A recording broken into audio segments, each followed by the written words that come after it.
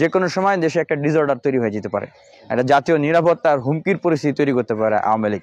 তো সেটাকে কে মোকাবেলা করবে?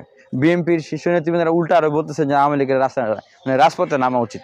হ্যাঁ, সালাম সাহেব বললেন আওয়ামী লীগের ভোটের অধিকার আদায় করার জন্য তাদের নাকি রাস্তায় নামা উচিত। হ্যাঁ, গয়েশ্বর বাবু ভাই, হ্যাঁ, উনি বলতেছেন যে যারা ধানমন্ডি 32 ভাঙচুর করেছে তাদের বিরুদ্ধে নাকি ব্যবস্থা গ্রহণ করা উচিত।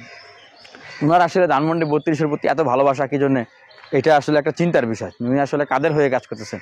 উনি কি আসলে বিএনপির লোক না আওয়ামী লীগের লোক, রয়ের লোক? এই জিনিসগুলো বাংলাদেশের মানুষের এখন সিদ্ধান্ত গ্রহণ করার সময়।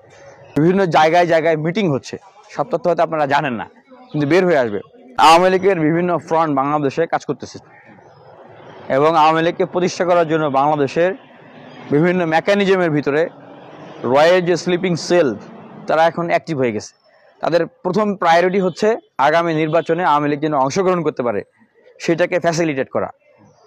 সেই জন্যে রাষ্ট্রযন্ত্রের ভিতর থেকে তারা কাজ করতেছে, যার ফলাফল হচ্ছে সাবির হোসেন চৌধুরী, আব্দুল মান্নান, তাদেরকে জামিন দিয়ে দেওয়া এবং একটা নতুন রাজনৈতিক দল আওয়ামী লীগ করবে কিনা সেটা একটা পরিকল্পনা চলতেছে, পরিশুদ্ধ নতুন কিছু লিডারদেরকে দিয়ে, যারা আসলে পরিশুদ্ধ না, তাদের কথিত পরিশুদ্ধ আর কি।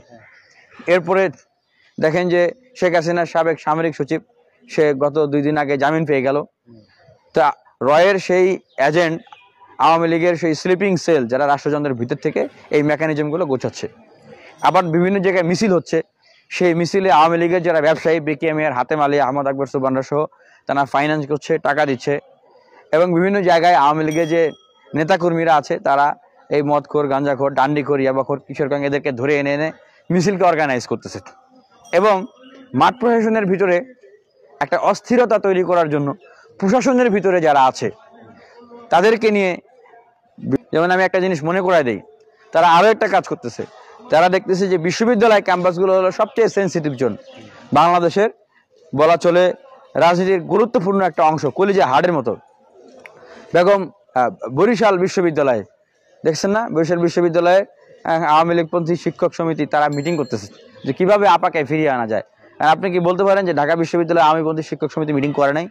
আপনি কি বলতে পারেন যে অন্য অন্য বিশ্ববিদ্যালয় কলেজের আওয়ামীপন্থী যে শিক্ষকদের যে প্যানেলরা আছে তারা মিটিং করতেছে না? একটা নয় বের হয়েছে, বাকিগুলো বের হয় নাই। তার মানে যে তারা করে না তা কিন্তু না, তো সব জায়গায় জায়গায় এরকম আপাকে কিভাবে ফিরিয়ে আনা যায় এই জন্য তারা মিটিং করতেছে। কারণ প্রত্যেকটা ফ্রন্টে কিন্তু আওয়ামী লীগ কাজ করতেছে।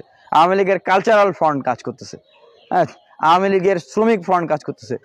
তো এতগুলো ফ্রন্টকে আপনি কিভাবে ঠেকাবেন? এই ইন্টারিম গভর্নমেন্ট এখন যে ফরম্যাটে আছে ওনাদের পক্ষে কোনোভাবেই এতগুলো ফ্রন্টকে ঠেকানো সম্ভব না।